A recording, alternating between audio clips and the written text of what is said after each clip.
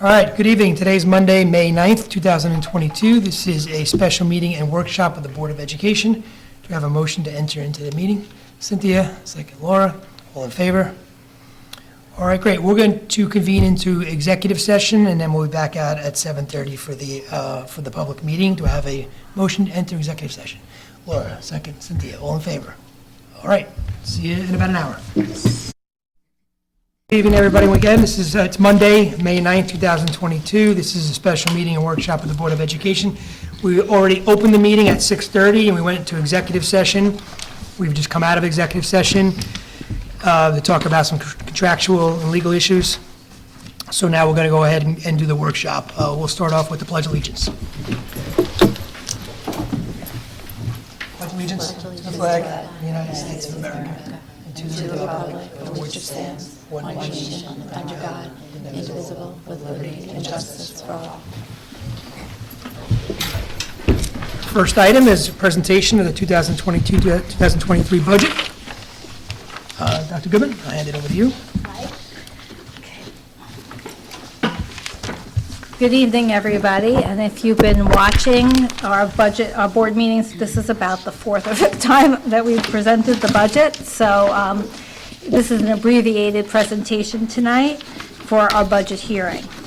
So we've highlighted some of the most important parts of the budget.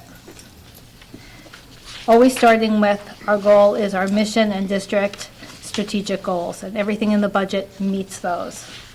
And we've seen in other presentations, here's the pillars of our strategic plan: diverse needs of learners, professional learning, social and emotional learning, and contemporary teaching and learning. In previous presentations, we reviewed all our points of pride, and we have so many in the areas of academics, the arts, athletics, extracurriculars, and volunteerism. And we've added so many clubs and extracurriculars to meet all those goals. Now we look at the meat of the budget. At Cottle, we are having changes in curriculum at the elementary school, and we detailed this in previous budget presentations. Again, I encourage people to watch them. We are using the Wonders program starting in 2023, and this will run 2022-23. This will run alongside our current foundational literacy program. Additionally, there are a number of resources to support our multi-tiered systems of support. This includes a site license for iReady Teachers Toolbox, which is a digital collection of whole class and small group instructional resources to both target gaps and provide enrichment. The DIBELS and Running Records assessments will allow us to monitor our students and track their growth in literacy, and the Lexia Learning Platform will provide an easily accessible and differentiated intervention resource, and that will cost $101,400 for Cottle.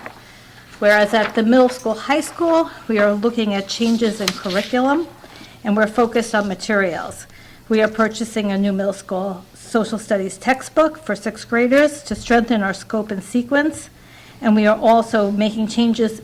Because of the changes in the science standards, we are requesting updated biology textbooks.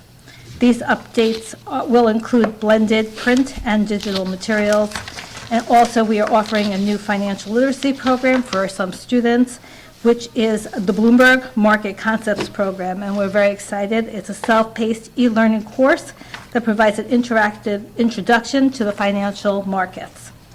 Overall, a modest increase to support a bold and progressive program at the middle high school. In upcoming slides, I will also detail extracurriculars that will affect the middle school, high school, and professional learning opportunities for our teachers that will affect instruction. So we are adding some more co-curriculars and extracurriculars. We're adding more to the Tuckahoe Middle School Science Olympiad. This team has won so many in competitions, and really they are growing in leaps and bounds. A lot of students want to be in the program, and they have done really well, so we're adding some staff to that. We also want to start a quiz bowl team that can represent our district at different academic challenges. Lastly, the coding club at the high school has been so successful that we want to make sure we can offer this to our middle school students. Additionally, as presented at previous workshop meetings, we will be continuing our college cafe. We had been doing that out of our COVID funds, but we would like that to be part of our program. We were using it really to help students that do not have a lot of assistance at home, but also to help all students, because we know how hard that college process is. And just recently, I know on Facebook, I showed a group of students that were working with our in-college cafe and writing their resume for their college application process. These were 11th graders. Changes in professional learning. We are very excited to offer, starting this summer, a professional learning experience, which is through Learner Active Technology-Infused Classroom Model.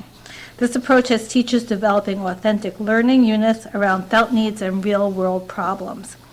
It's very exciting because there was just an article that I read that said that both businesses and colleges are looking for students that are able to solve problems and work collaboratively. And that's exactly what our students will be doing in the classrooms as these teachers are getting trained.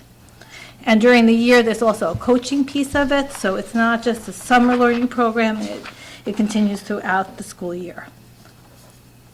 And there are some changes in staffing, doesn't come to a 1.0 position, but there's pieces here and there that makes it a 0.8 position. We talked about adding statistics at the high school because we know, again, that's something also that businesses are looking forward towards, and mathematicians are beginning to think they're actually preferring it to calculus. So we're going to have a statistics course. We're adding physics regents back again because we heard from parents that they want their kids to have options for physics and some extra high school support for special education. And the net total is a 0.8 position. Then, of course, changes in technology. As you know, the district works with BOCES, and we have an installment purchase agreement with them to fund replacements of Chromebooks. And this next year, we would like to fund grade 3, 6, and 9. We are also replacing aging smartboards with the new interactive flat panels. We are also requesting a new wide format printer. Additionally, we are investing in AV equipment so that we can continue to host outdoor performances in the best way we possibly can. And lastly, our district-wide wireless system upgrade is being replaced because it has reached the end of the life and end of service that we can really use it for. To support contemporary teaching and learning, we plan to invest in new furniture for flexible learning. We're going to put this in our cafeteria and literacy center at Cottle, and in classrooms of teachers participating in our Summer Institute to incorporate more learner interactive technology-infused experiences. We are also updating the furniture in the middle school art room. These investments in innovative furniture will be funded with prior year's excess unreserved fund balance. The sum of these additions is an increase of $546,550 to our budget.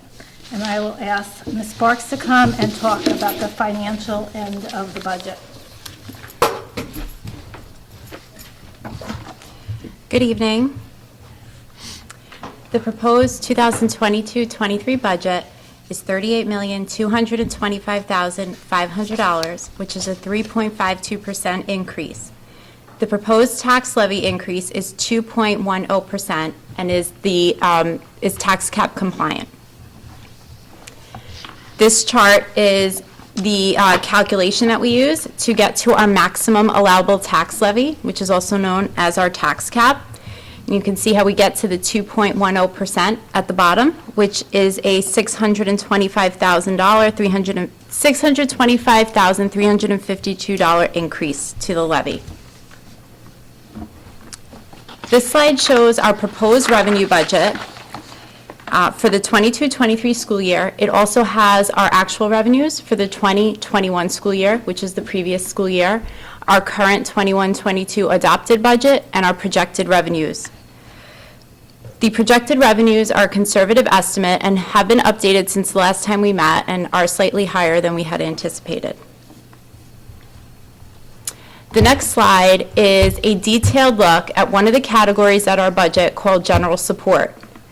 It includes Board of Education, District Clerk, the Superintendent's Office, the Business Office, and other items that are not considered instructional. The overall increase in this budget is 6.4%. This chart shows the actual expenses for these categories for the last school year, the 21-22 budget, conservative projected expenses, and the proposed budget for the 22-23 school year. The next chart is a more detailed look at our instructional part of our budget. This includes curriculum development, supervision, which is the principal's offices, training, regular school instruction, special education, and all the way down to co-curricular and interscholastic athletics. You will see the historical information from the last school year, our proposed budget, our budget for this year. It says proposed, but it's our actual budget for this year, our projected expenses for this year, and the proposed budget for 22-23. Oh, sorry, I'm going to go back. And the increase is a 1.5% increase for the instructional category. The next slide is it shows our pupil transportation, employee benefits, debt service, and interfund transfer. Again, it shows the historical for last year, our current budget, our projected expenses, and the proposed budget for 22-23. All in all, it brings us to our 3.52% increase, which is $1,298,900. We have updated our projections since our last presentations.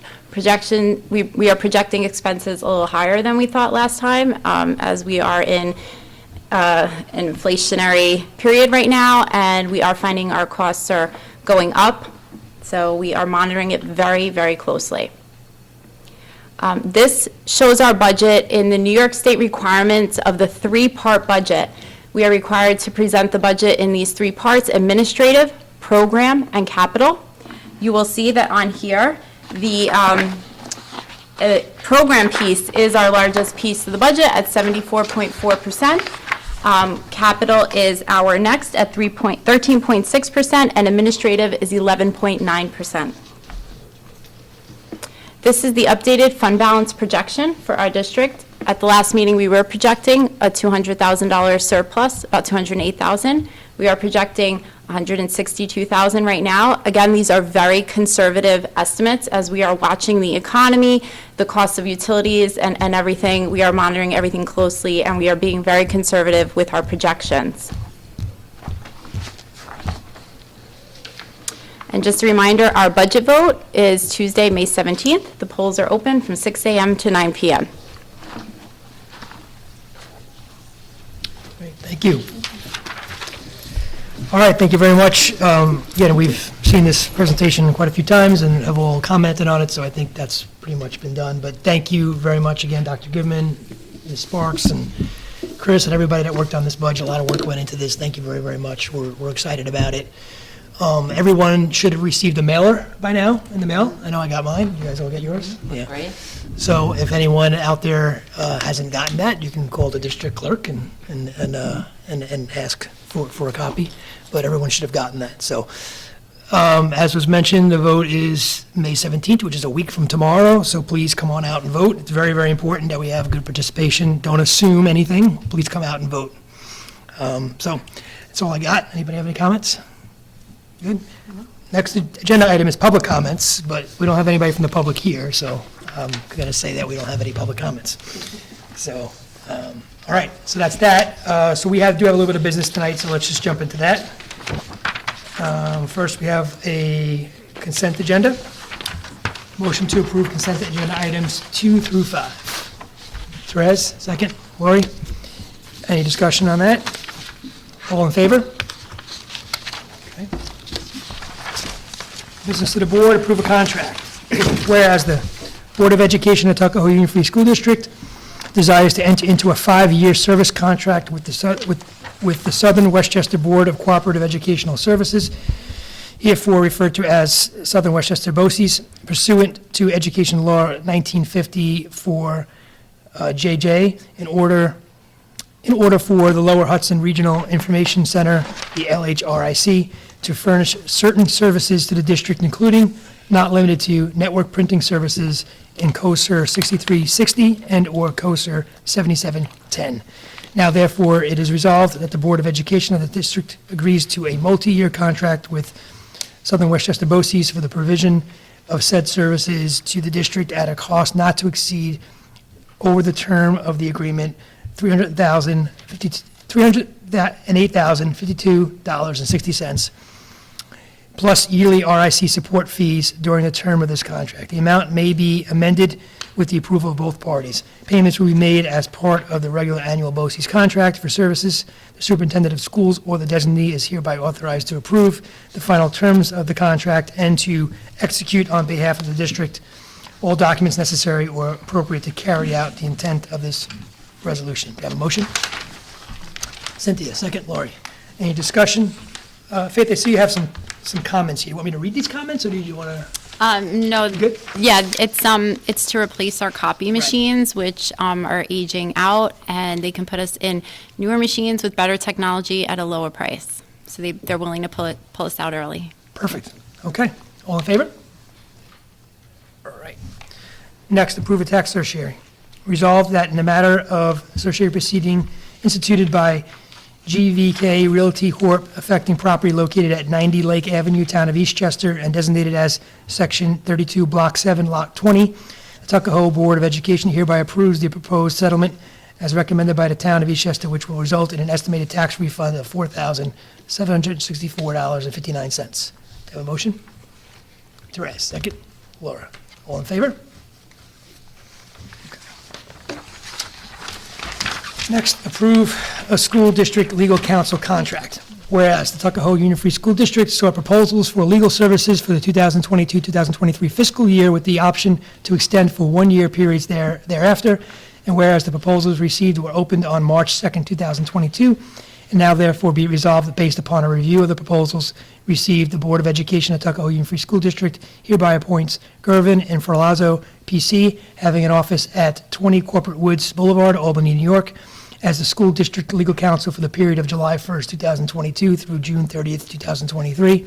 The firm will provide litigation services for an annual retainer of $82,875 or $6,906.25 per month for up to 425 hours of work, to include all legal services which may be required by the district, excluding litigation and/or hearing matters. Services in excess of 425 hours will be billed at $185 per hour, and services for litigation and/or hearing matters will be billed at $215 per hour for the term of April 25th, 2022 to June 30th, 2022. The firm will also be engaged to provide litigation services at a rate of $215 per hour. And be it further resolved that the Board of Education hereby authorizes the board president to execute a contract with Gervin and Ferlazzo, PC, to serve as the district legal counsel as above described. And be it further resolved that the superintendent of schools and business manager are authorized and empowered to take all necessary or appropriate actions in order to further the purpose of this resolution and comply with the awarded contract. Do I have a motion? Cynthia, second. Therese, all in favor? Great.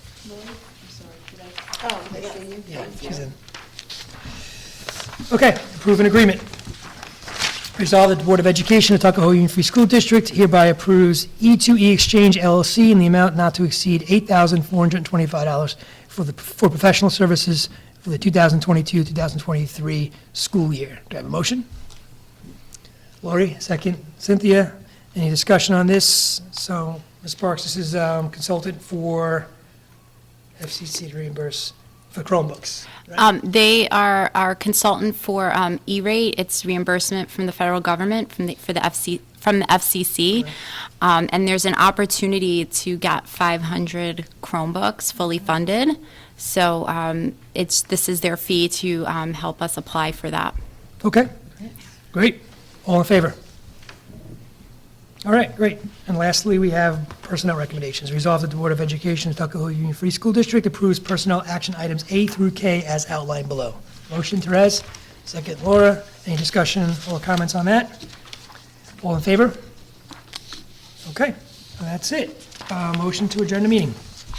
Therese, second, Lori. All in favor? All right, great. Thank you very much. May 17th, come on out and vote. Thank you.